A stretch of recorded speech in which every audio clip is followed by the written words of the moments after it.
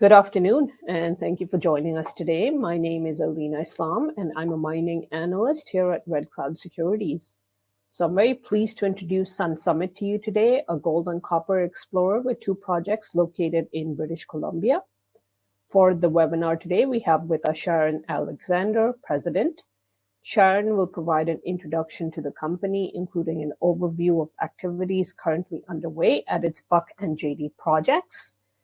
And then after the presentation, we'll take your questions live. Please send us your questions via the chat box and we'll get through as many as we can. Before we get started, I do need to mention the fine print. For Sun Summit, there may be some forward-looking statements made on this webinar. I would direct listeners to the cautionary note on page 2 of the Sun Summit corporate presentation located on the company's website. For Red Cloud Securities, I would highlight that this webinar is for information purposes only and should not be considered a solicitation to purchase or sell securities or a recommendation to buy or sell securities. We note that this call does not take into account the particular situation or needs of individual investors. Participants should rely on their own investigations and seek their own professional advice before investment. Please see our most recent research located on our website for Sun Summit specific disclosures. With that, I'll hand it over to you, Sharyn. Please take it away. Thanks, Alina. Thanks for the intro. And yes, in terms of due diligence, please, everyone, these are notes about the forward-looking statements. We do not give investment advice, but we can definitely tell you where we think there is potential. So for those new to the story, we are a BC-based company. Both of our projects, JD and Buck, are located in British Columbia. So this is a great jurisdiction, low risk, permitting process is pretty transparent. And as well, both of these projects are located in really great tier 1 jurisdictions, emerging regions with known deposits, previously producing mines, and active exploration projects. So both of them have significant growth potential. There's advanced exploration and drilling that have been done on each of them. As well, there's grassroots targets that we're going to advance toward the drill ready stage. So a lot of discovery and potential. Potential here. In terms of management, we have a really great management team with a lot of experience, as well as our technical team. So a lot of BC experience. Both our VP Exploration and Technical Advisor have quite a lot of work done in British Columbia. And so really we have that jurisdictional advantage. And so in terms of returning some of this shareholder value, we really have 3 kind of, prongs that we'd like to focus on in the next year. One is we're going to be rapidly advancing the advanced projects that we have. So for example, at JD, the project we just optioned, there's some high potential near-term targets that we'd like to drill this summer, as well as at Buck, Maine. We have been drilling that out and now have an MRE on that system. Second is we're creating the tangible value on existing assets. So this goes back to the Buck MRE. We really want to see what's there. We want to see, move us past that traditional early exploration play and really see, the ounces in the ground and what really the potential here is on the Buck project. And then as well, I mentioned the discovery and expansion potential. So these grassroots targets. So I think we have a pretty good diverse project portfolio, which I will be going over in this presentation. Starting off with the JD project. So we entered an option agreement to acquire this property. It's a 6-year deal. We just completed the acquisition. So it was approved by the exchange a few weeks ago.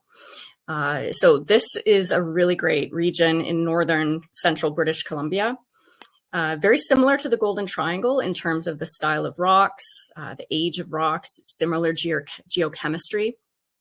And actually, this area has been, you've heard of the Golden Triangle. A lot of people are calling this the Golden Horseshoe.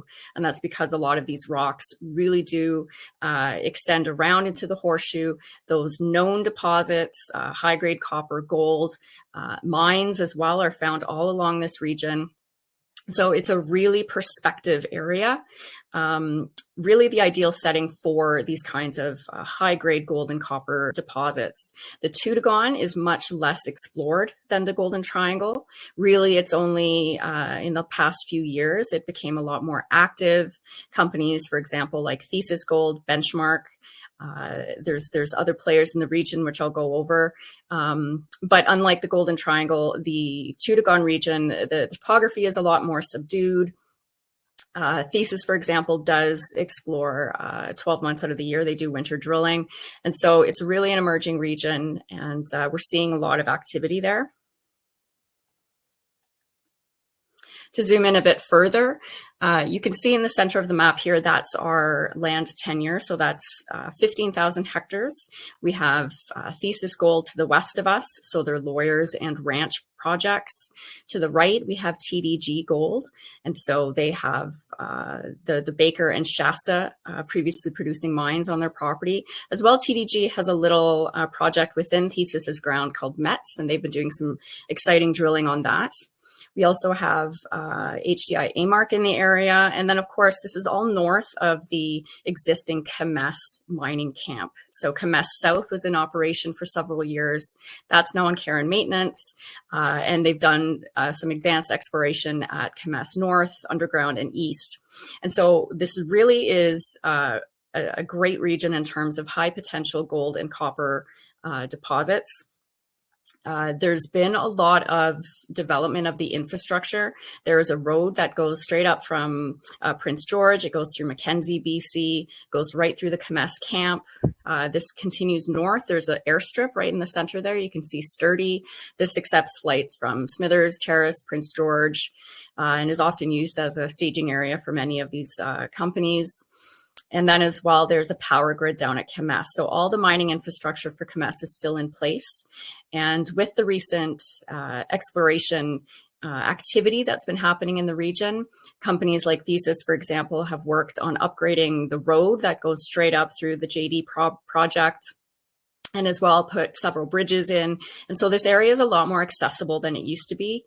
Previously, it was only helicopter support, but now we can actually drive right to the project area. And the JD project does have existing trails on it as well. So that's something that will lead to some considerable cost savings as well.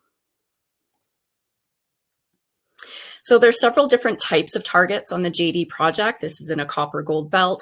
And so we're separating these out by high grade epithermal gold and silver. This is where much of the exploration has been conducted, especially at the Finn and the Creek zone in terms of historic drilling.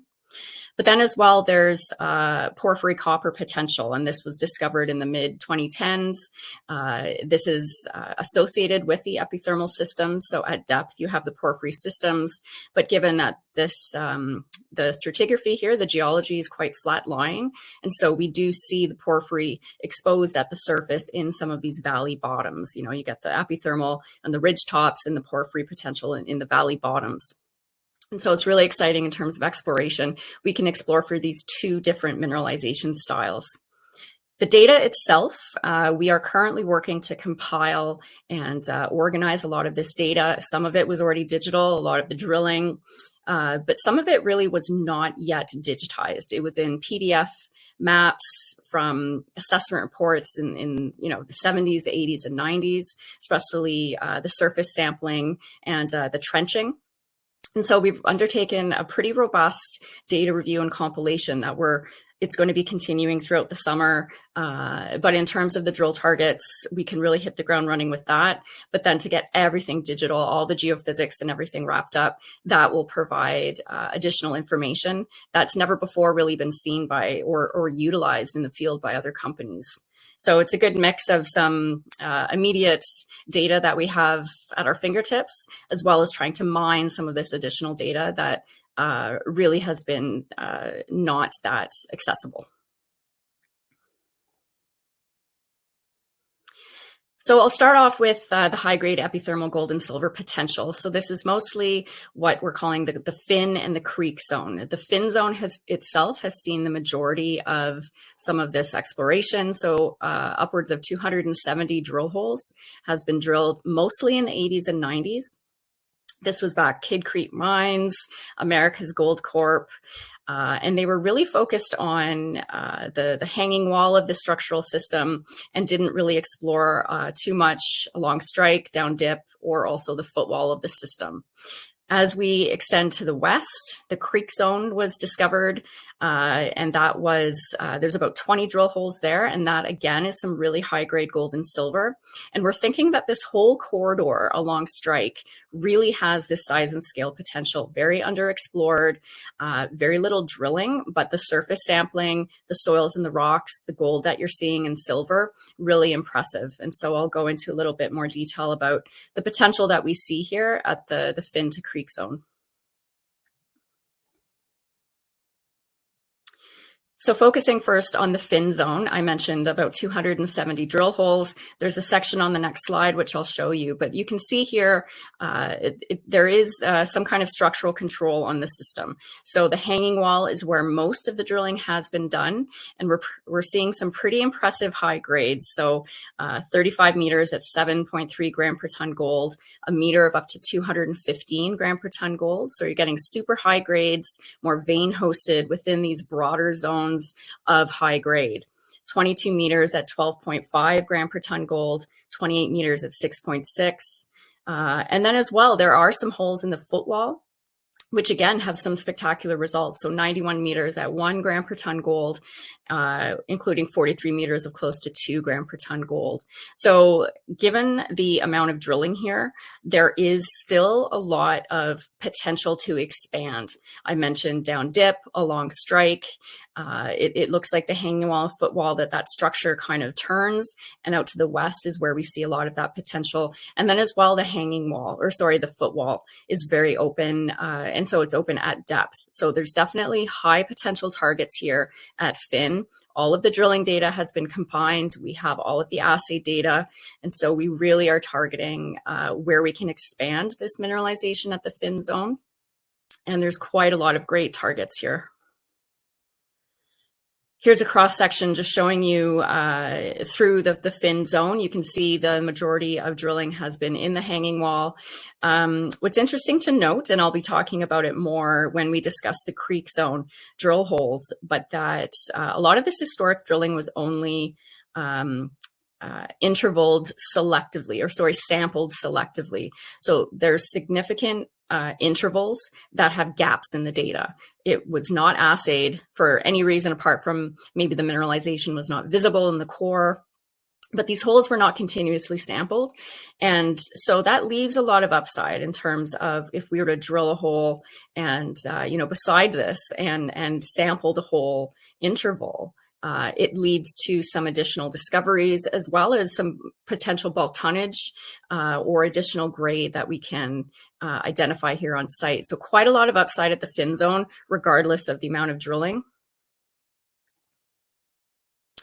The Creek Zone, so this is just about 3 kilometers to the west of the Fin Zone. This is where, again, we see very high grade gold and silver, 87 meters of 3.6 gram per ton gold, including 22 meters at close to 12 gram per ton gold, including 4 meters at 61.2. This was later reassayed through metallic screens, and the same 4 meter interval was over 100 gram per ton gold. So new methods, we get different grades. So only 20 drill holes here, again, intermittent sampling down hole. And so even just drilling a few holes and continuously sampling will give us some pretty great results.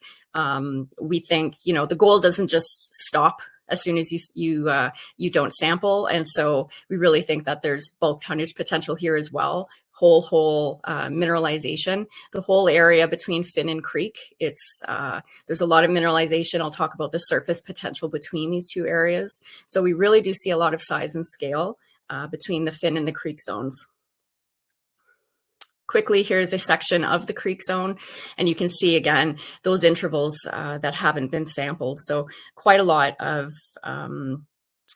additional information that we can get just from sampling downhole. And again, you see some of these really great grades towards the bottom of one of the holes, hole 15 down at the bottom. You can see they've sampled some veins, 0.3, 0.5 meters at, 15, 5 gram per ton gold. And so quite high grades. And we'd love to see what is actually in between those sampled veins.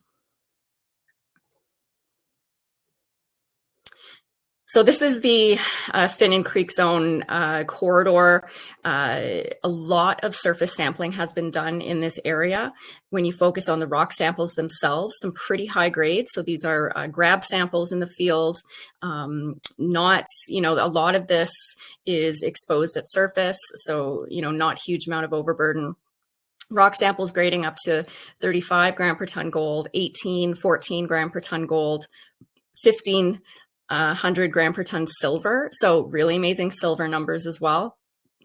When you look at the soil samples, so the little map just on the top there, quite a lot of soil anomalism, values up to 5, 6, 7.5 gram per ton gold in soil samples. And so this is fantastic grades, really the best grades that I've seen in soil samples. And this is covering an area between Finnan Creek, very little drilling. And so this is really where that size and scale potential is coming into play. And this is something that we will be exploring this summer, mapping and sampling and vectoring in some of these drill targets.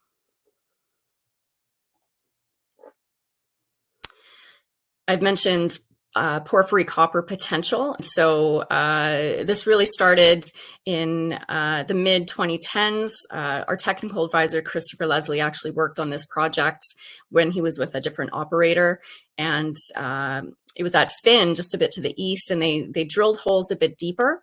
And they ended one of the holes in what looked to be porphyritic alteration.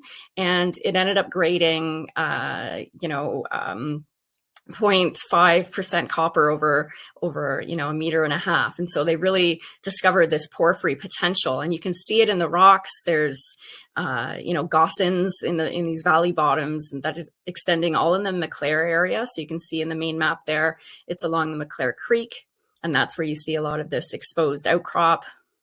As well to the east in the McClare area, there were grab samples, rock samples that graded up to 1.5, 1.3% copper. And so definitely there's porphyry potential. It's very under tested. So I'd say at this point, they're more grassroots targets, but definitely something that we'd like to look into further. For example, we can drill a bit deeper at the Finn zone and look for these porphyry rocks at depth. And then as well, just general sampling and mapping throughout the area to identify some of these porphyry areas. But it does make sense that there's both the porphyry and the epithermal gold potential, given this whole belt north of Camas is really rich for these types of deposits. So just to sum up the JD project, there's several things why we believe that this is really an important project and is really going to be a game changer for Sun Summit. So scale along the Finnan Creek Zone, this is something that is really underexplored, and we can quickly have some high potential targets in areas where we can really hit the ground running. We have existing drilling, and so there's a lot of exploration potential with less exploration risk. And definitely that's near surface continual gold and silver mineralization. The grade, we're getting some really high grades here, as I've mentioned. And then in addition, most of the historic drill holes really have only been selectively sampled. And so we can immediately get some new results just through continuously sampling through a lot of this prospective geology. The district itself, it's very well known, underexplored compared to, for example, the Golden Triangle, just north of the Camas copper gold mine, as well as a lot of recent activity, a lot of infrastructure development, and so access has improved. And then in terms of the team, we do have a really strong technical team with BC experience. I mentioned our technical advisor, Christopher Leslie, did work on the property about 12 years ago. So that is something that really not only helped us option the project from the vendors, having that experience actually working on the ground, but then also in terms of things like permitting, First Nations, and targeting and really planning a robust exploration program. Having that technical team with 2-to-1 experience is really important and beneficial. So the Buck project, this is our flagship. We optioned this project in 2019, and so we're coming up to the last year and the last payment we will be making for the Buck project. We will be earning this project outright as of October, so that's pretty exciting. It's 52,000 hectares in central BC, so this is just south of the town of Houston. It's actually close enough that we can drive to the drill rig. There's a lot of exploration roads and forestry trails, and so we're essentially town-based. We rent a house in town. Exploration costs are quite low. The neighborhood is pretty impressive as well. This is a known gold, silver, copper area as well. So we're just west of Equity Silver Mine.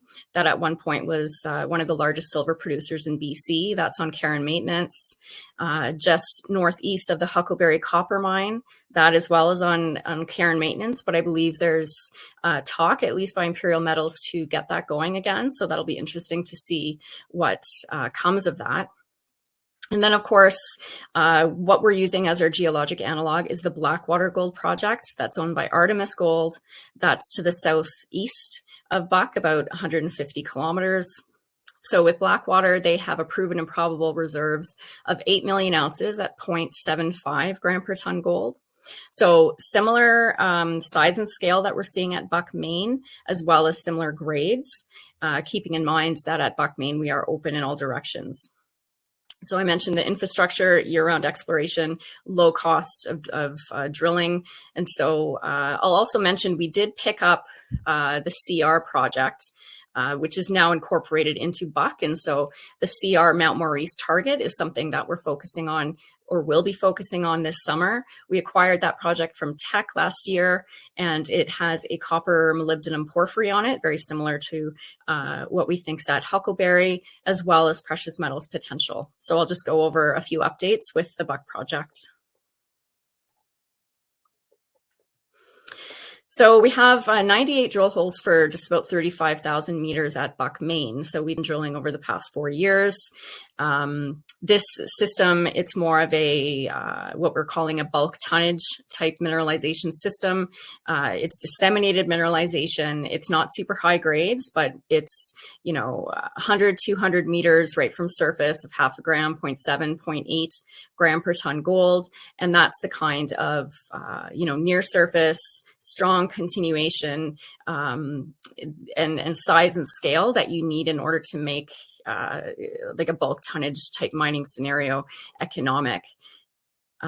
We also have significant high grade. So there is some more veinlet hosted high grade that we are seeing within these broader zones of the more disseminated mineralization. We made those discoveries in 2020 and 2021. So half a meter of close to 250 gram per ton gold, 1.5 meters of close to 50 gram per ton gold. But really the story here is this disseminated mineralization. So what we've decided to do here at Buck Main, we've been drilling for 4 years. There's historic drilling as well. We've decided to put a initial mineral resource estimate on this system. We think it's about time to see just how many ounces are in the ground. What is the value of the assets? We know that there's that this asset is fantastic in terms of the potential.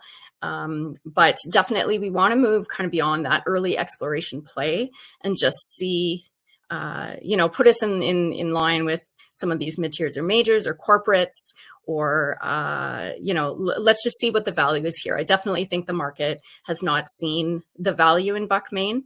And so we think with the MRE, that's a good starting point for building back some of that value. To show you a quick overview of the mineralization over time. So the top is a plan view and the bottom is a long section. You can see here that it is from surface, it's continual. We're over 1 kilometer in strike length. This is very similar to Blackwater, about 700 meters width and 600 meters depth. So I mentioned we have 98 drill holes for about 35,000 meters. We are able to incorporate some of the historic drilling into the MRE that we're working on currently. So maybe an additional 50 drill holes that we'll be able to include. So that gives us a pretty good understanding of the ounces in the ground. However, I do want to point out that this system is open in all directions, including at depth. And so an additional benefit to the MRE is that we'll be able to see where we should continue to drill to build out this resource, which could trigger an update. So for example, there's a lot of, I'll just go back to the previous slide quickly. There's quite a lot of potential to the northwest. That's where we've focused a lot of our drilling on in the past few years, and we're finding a lot of exploration success. And then as well, we'll be able to tell where maybe there's some gaps in the drill spacing, and we have to go back and do some infill drilling. So the MRE will definitely dictate where we'll be drilling next at Buck Main and hopefully trigger an update on the resource.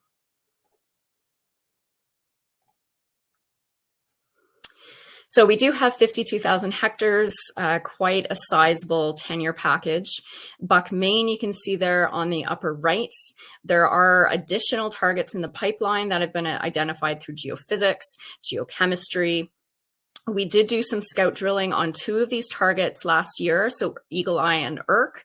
We found some significant mineralization there, and so we could definitely go and follow up on those areas. But in June, we did acquire the CR project from Teck. And so the CR North zone and the CR South zone, those are the areas that we're really going to be focused on this summer. And I'll just take you through the slide there. So this area just to the west of Buck Main in the CR area, Mount Maurice, this is CR South is where there's a known porphyry copper molybdenum system. And so this has been drill tested in the past by Manson Creek as well as Teck. So some pretty impressive grades, 68 meters of 0.5% of copper, 168 meters of 0.37% copper. And as well, some of these holes ended in mineralization. All of them were drilled to 300 meters. And so one of the holes ended in 0.5% of copper. And so there's quite a lot of potential here. Just even drilling deeper or drilling along strike could end up giving us some additional intel of the type of mineralization that is here. Last summer, our team did some surface exploration, and so you can see in the center of the map there some pretty impressive copper grades in rock samples. So 1% copper, 0.94% copper, 0.64% copper. This has never before been drill tested, so it's a very interesting area that we'd like to follow up on. And then as well, the whole area is also prospective for precious metals. So over at the Mount Maurice area, we took some stream samples, which are very anomalous compared to some of the, regional data. So 0.26 gram per ton gold, 0.25. So these are very anomalous compared to background values. And this is an area that we definitely like to follow up on. And then as well in the CR North area, there's quite an impressive chargeability anomaly that we're seeing in the IP geophysics. And again, it has some pretty impressive gold and silver grades.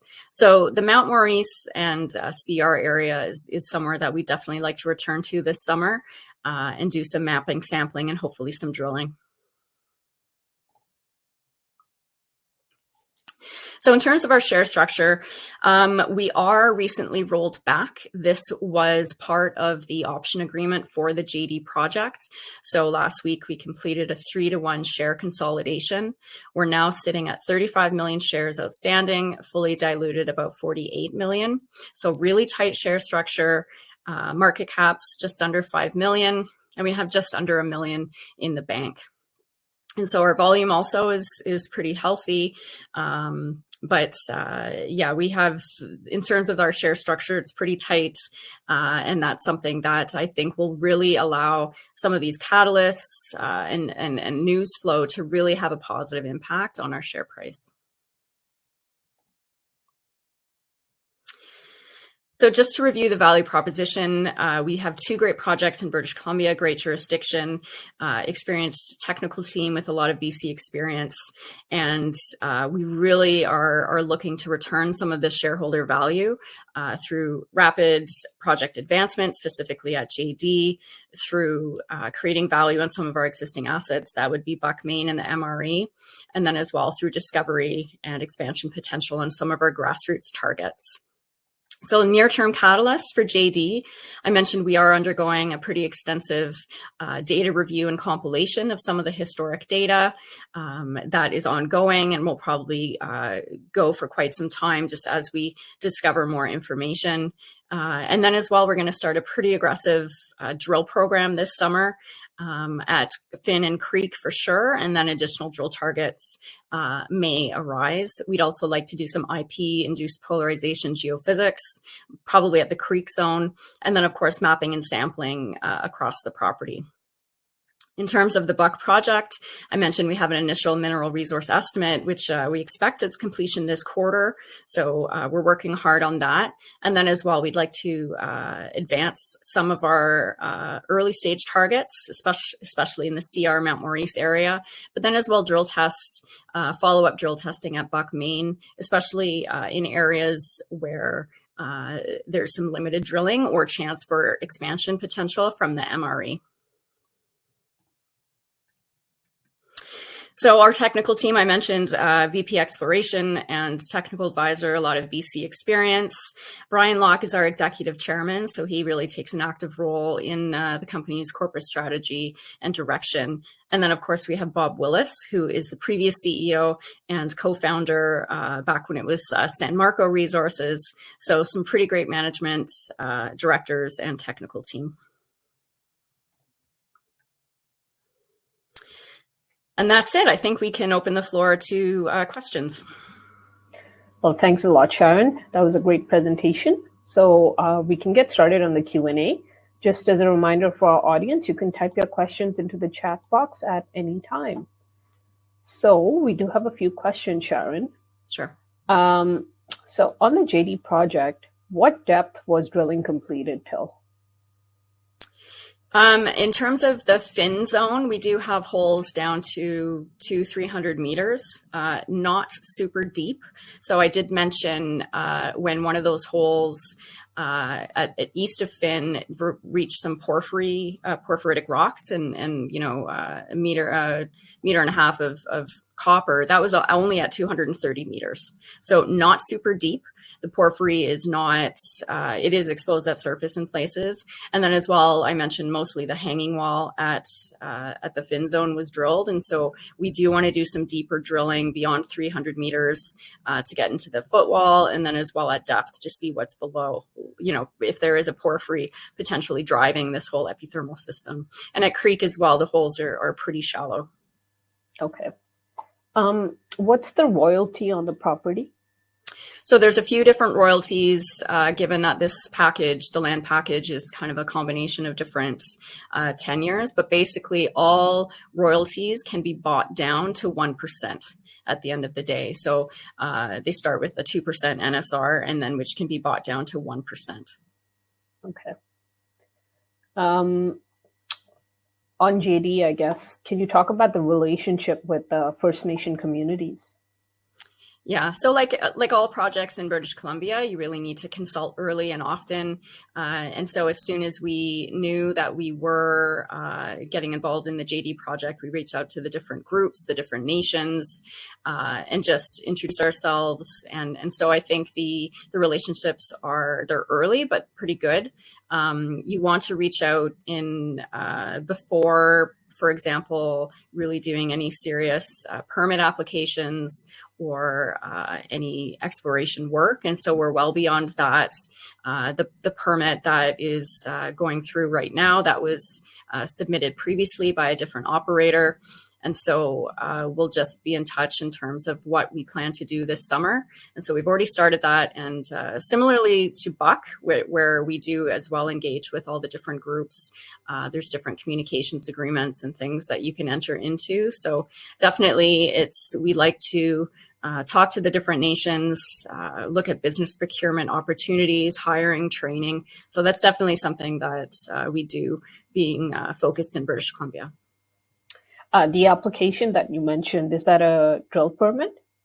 Yeah, so it's a drill permit for the entire tenure, and then it includes as well IP geophysics and some kind of camp and things like that. So we'd like to submit our own application for a permit and just add to that a little bit. The current permit application is good for a few years, but if we're looking long term, we definitely like to have a bit more drilling and trenching, as well as camp building and trail building. So we will be putting in probably an amendment to that permit once we have a better idea about what kind of exploration programs we'll be doing in future years. Okay, understood.